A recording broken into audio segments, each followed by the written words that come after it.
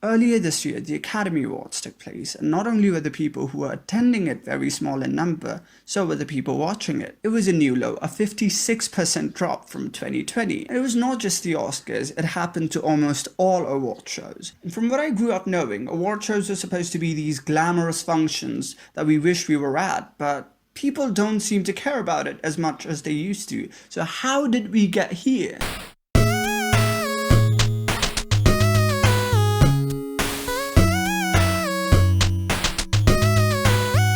Among the popular award shows in entertainment, the Academy Award was the first one, dating back to 1929 for its first award ceremony. But why was this award show created, you might ask? Louis B. Mayer was the co-founder of film production and distribution giant MGM. The money that a film made went to the studios, and Louis B. Mayer, being the founder of his studio, wanted to keep it that way. He didn't want to pay filmmakers a lot of money, but he also didn't want them to unionize against him and ask for better pay. So he teamed up with a bunch of actors, writers, technicians, producers, and directors and formed the Academy of Motion Pictures Arts and Science, which held a fancy annual banquet where they commemorated their films. This eventually led to an award distribution in 1929. That's how we have the Oscars. So it was basically created to exploit labor off of filmmakers in hopes that they won't unionize and revolt against the studios asking for better pay. But within a couple of years, they unionized against the studios anyway, so that was a pretty bad idea. But the Oscars had already started and they were not stopping down. These award shows not only helped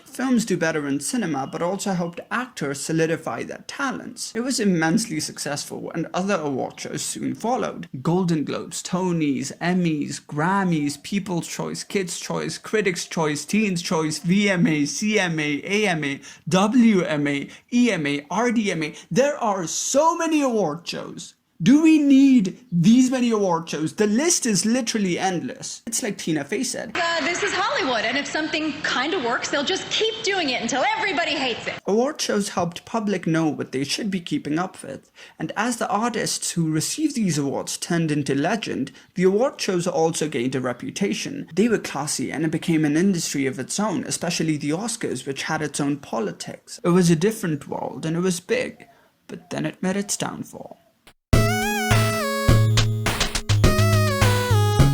The Oscars gave birth to award campaigns because it was the golden standard for award shows and people started doing anything to get it. Studios started campaigning solely to win an Oscar because an Oscar meant a rise in sale. Thanks to people like Harvey Weinstein, you no longer needed to have the best film to win an award, you just needed to campaign really well. As Harvey's power faded out, he became a taboo figure and vanished from Hollywood.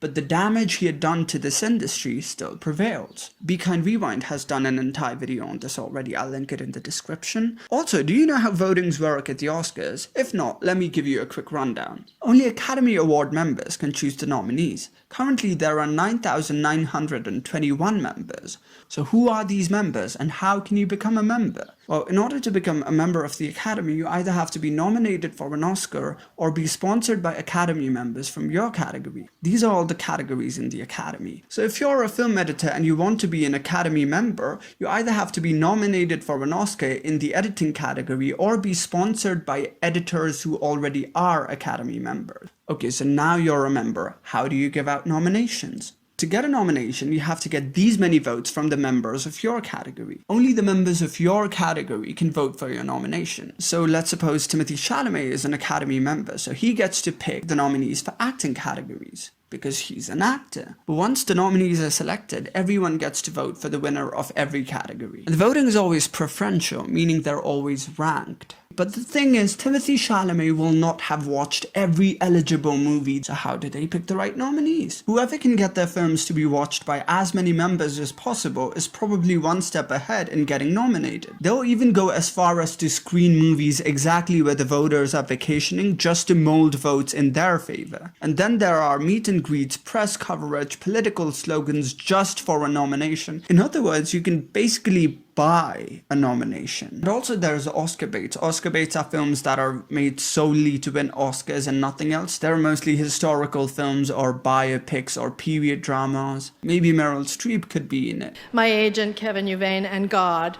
Harvey Weinstein. It so very often works. Not that it was perfect back in the day, but as the years passed, the Oscars lost its class. So if this is the condition of the biggest award show that there is out there, you can think about the rest of them.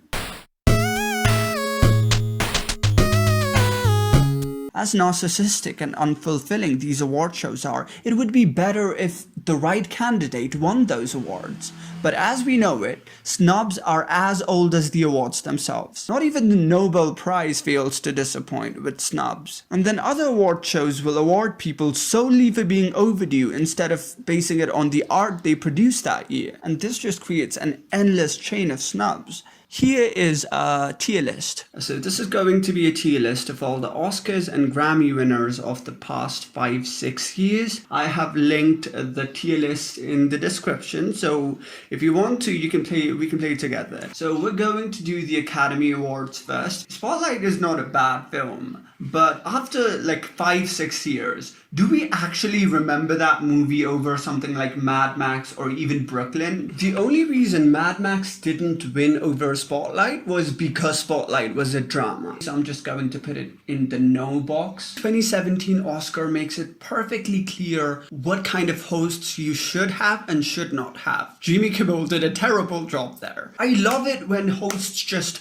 burn celebrities. I think that's why we love seeing Ricky Gervais go up there and roast everyone. We need that in every award ever. Why did Viola Davis win for Fences in the Best Supporting Actress category? There are so many good films this year, but Moonlight took it. So I'm just going to put this in yes. 2018 Oscars was the year Shape of Water won Best Picture. This was also the year The Boss Baby was nominated for an Oscar. So up next we have 2019 Oscars. I'm like extremely happy that Olivia Colman won. If only they would have given Glenn Close for like something like Fatal Attraction. So many great actors and actresses are either empty-handed or not as appreciated. Look at Al Pacino. Cicely Tyson never won a single Academy Award ever. Going to put Green Book in no, because this is a prime example of Oscar bait. Favorite was clearly a better film, so was Roma. Hereditary was not even nominated. They overlook horror movies so easily. 2020 Oscars was like the most talked about Oscar in the last decade. Parasite winning Best Picture was a no-brainer. Nomadland winning was a yes, but the Oscars 2021 was a no. I truly miss when the Academy actually put an effort while presenting awards. Talk about that time Martin Scorsese won for The Departed. I'll just go and make some tea and come back. You can drink water in the meantime because you need to stay hydrated. So I'm back with some tea, and fun fact about this cup set, my parents bought it when they got married. So it's older than me. Moving on to the Gramophone Awards. Taylor Swift won in 2016. I really like this Taylor Swift album, but I just think that To Pimp a Butterfly should have won Album of the Year. In 2017, Adele won over Beyonce. 24 Karat Magic by Bruno Mars won over Melodrama. Golden Hour, another great album. The problem here is it was up against Dirty Computer. An album I liked a little bit better was also nominated, but it didn't win, so I have to keep it a no. Again with Billie Eilish, that was the Lana Del Rey record. Folklore winning Album of the Year is one that I can get behind. If you did also do the list, share it with me in the comment section or just take a picture and tag me in it. I would love to see it. Have you ever watched an award show fully? Because I never have, and neither have most of my Instagram followers. This is also a sign for you to follow me on Instagram because I do very important things there, such as taking this poll. Around 2017, I went through a phase of wanting to be a cinephile, so I wanted to watch the Oscars. I remember it aired at night in HBO Asia, and I took my blanket with me to my living room and said, let's see what the hype is about. And I started watching it, and I fell asleep. I fell asleep through the entire program and woke up within the last 30 minutes or so and got to watch the whole La La Land and Moonlight scandal. That was the first award show I've ever watched, and I'm never watching another one ever again. My main question is, why are award shows so long? If it's a music award show, I understand because there are musical performances, so it takes longer. Why is the Golden Globes 3 hours? Because in my opinion, award distribution should last for about 30 minutes, at most 1 hour. The very first Oscar was only 15 minutes long. What did they do for the remaining 2.5 hours? Do we really want to hear these rich A-list celebrities win an Oscar and be like, poverty is real? Really? How did you find out poverty is real? Is it because that one time you had to shop at Walmart instead of Gucci? Or was it when the Academy was forcing homeless people out of their shelter to celebrate your award and give you your quirky little golden statue? Even when it's not activist, it manages to be cringy. I love Daniel Kaluuya, but what on earth was his acceptance speech? My mom met my dad, they had sex. It's amazing. Like, do you know what I'm saying? I'm here. Even his own mother looked confused. Finding an entertaining presenter or an acceptance speech is like searching for a diamond in the rock. I'm looking at you, Olivia Colman. I would like to start a petition to pointlessly give out awards to Olivia Colman just so we can hear her acceptance speeches because they're just so nice. But award shows as a whole seem so manufactured that we can't even pretend to enjoy them anymore. I don't know about everyone else, but I like fan-voted awards. I feel valued, I get to vote, they're fun, and it helps us look past these elite status of award show voters. But then it would be quite unfair for people with smaller fan bases. But they could create multiple categories for it, because anything is an improvement from the current voting system. Take the Grammys for an example. The Grammys receive 20,000 submissions every year. Let's say each album is submitted for an average of 9 categories. 3.2 in the general category, 3.3 in their own category, and 2.5 for producers and composers. You know what, I might be underestimating, so I'll round that 9 up to a 10. So 20,000 submissions over 10 submission per album gives you 2,000 albums. So let's suppose 2,000 albums are submitted each year. Do they actually expect us to believe that all 12,000 voting members there listen to even 100 of the albums out of the 2,000 submitted? See, I'm telling you, this is all rigged. This is what they mean when they say award shows mean nothing. But you know what? Award shows can help small artists sustain their career. So how can we improve this? The very first reason no one watches award shows anymore is because no one watches TV anymore. So simply moving to a streaming service could widen their audience by millions. So they'll have to accept that we're not going to watch them unless they make it easy for us to watch them. What should terrify these award shows more is that the US no longer holds the hierarchy that it once did. Hollywood is no longer the center of cinema. Other countries make films as good, if not better, than Hollywood. In case of music, K-pop is like the biggest thing in the world right now. They'll have to accept that if they won't listen to us, someone else might. This might force them to be more inclusive and fair, and now they have to humble themselves if they want to survive.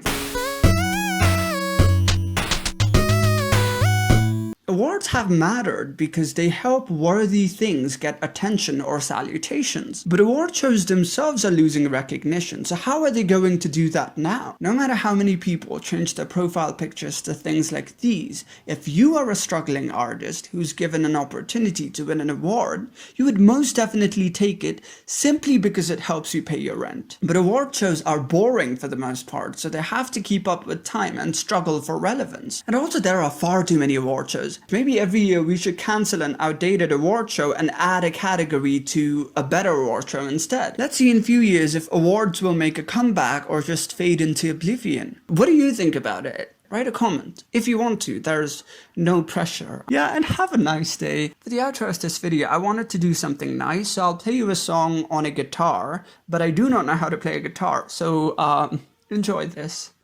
Once was a cashew who was very sad. He went up the hill, bought some candy, and candy made him happy, so now he had a smile, and every day he lived was worthwhile. So have a nice day.